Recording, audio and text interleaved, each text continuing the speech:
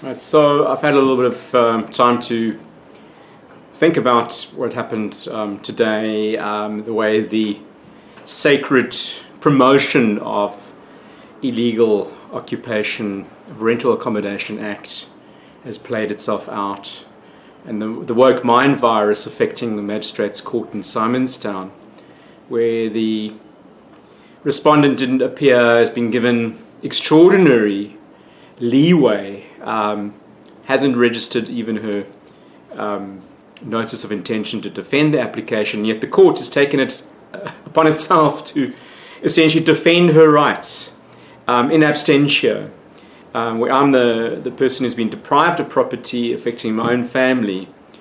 So the vexatious conundrum where the court entertains, this is an argument that I don't know where it's come from. There's no one there making this argument, but the court's taken it upon itself to defend the rights of a so-called women-led occupation, right? A woman-led just household. She happens to be a woman, and she's got a kid who happens to be a minor. Not an unattended minor, not a disabled woman, but a woman who is an IT professional. Treating this matter as if it's a land claim, as if this is now, quite frequently there are these claims made where people squat on public property and also private property. This is a rental accommodation where there's a lease that's been registered by a foreign national, where the woman hasn't paid rent from day one, and she's gaming the system. 8 months of rent-free accommodation, where I'm still expected to cough up, pay the rates and taxes to the city, while the state is not supporting my rights as a property owner. So I'm living in a situation where I don't have rights. I've owned the title deed, but I don't have access to my property. I've been deprived of that property, where the court itself is not concerned in the slightest the impact on females in my own home, impact on a girl child of 4 years old, impact on her education, impact on my livelihood, affecting my family.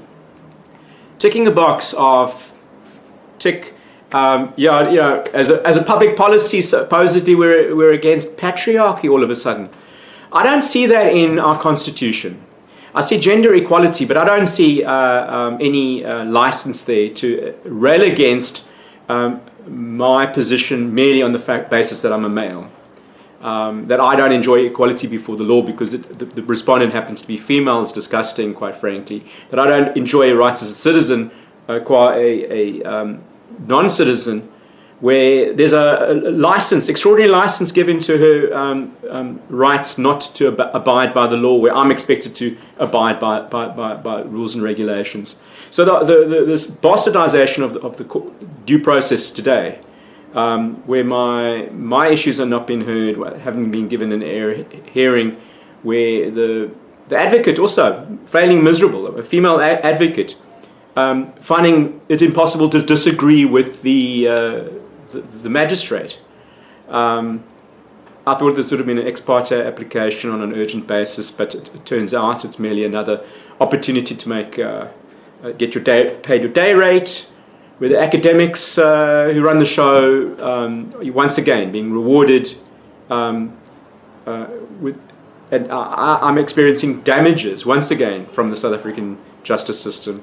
I've got a history of engagement with this justice system where I live in a world where apartheid never happened when it comes to me. I live in a world where the Truth and Reconciliation Commissioner's final report is just a report. My rights as a property owner, those title deeds mean absolutely nothing. So the only thing that is of any consequence of importance is the woke mind virus ticking those easy politically correct boxes that might look good on one of these purview, like a departmental purview, that there are these committees, self-elected, appointed Grundys of power, gatekeepers of power, who seem to think that they're implementing some kind of policy. This is not a development of law that has any movement towards success. It's a development of law that, wherever it's been tried, has resulted in economic doom and gloom. Any country where property rights have been dismantled has ended up with experiencing grave economic pain. This whole Zimbabwe scenario. So we have a sort of ZANU-PF situation, right? Not the Zimbabwean making that argument, but the court itself. The court entertaining in its mental, tiptoeing around the fact that this woman is a Zimbabwean, or maybe, yes, we should get ourselves into that situation, so this should end up with a High Court challenge. Carrot on a stick, let's go to the Constitutional Court just to determine whether or not we have property rights is ridiculous. It's a burden that I refuse. I refuse point blank to be vexed with this problem. I've spoken to Muizenberg Improvement District and getting some support from the community with regards to my situation. I'm hoping that we can get together enough funds to challenge this. But it's ridiculous for me to have to face this alone.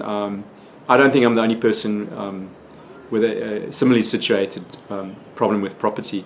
I'm going to take us up with the Homeowners Association on Saturday. There's an AGM. I'm going to be canvassing people's opinion in the village as to what they think the outcome should be, because I really don't think I've been receiving justice. What I'm receiving now is essentially a lecture on patriarchy and white privilege in a situation where I have a black household, where there's no issues here with hang on, whether or not I'm a male or a female should make absolutely no difference. The law should treat me as an equal.